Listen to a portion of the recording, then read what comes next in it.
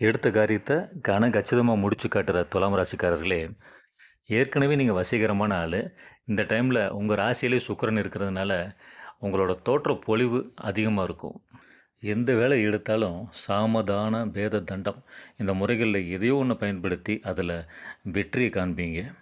இப்ப குரு பகவான் உங்க ராசிக்கு 10ல உச்ச வக்ரமா இருக்காரு.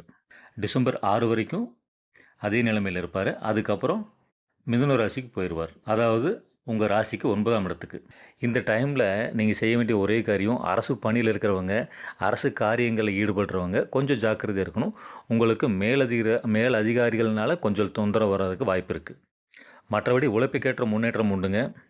டிசம்பர் 6க்கு அப்புறம் உங்க ராசிய குரு பார்க்கறதுனால, எடுத்த காரியங்கள்ல வெற்றி உண்டாகும், நிம்மதியும் கிடைக்கும். குழந்தைகள் வழியில முன்னேற்றம் கண்டிப்பா உண்டு. ஆனா, நீங்க கொஞ்சம் அதிகமாவே கவலைப்படுவீங்க குழந்தைகள பத்தி. 11ல கேது பகவான் இருக்கிறதுனால, கொஞ்சம் ஆன்மீக சைடும் போவீங்க. எப்படி இருந்தாலும் நல்ல காலகட்டம் தான் உங்களுக்கு இந்த காலம்.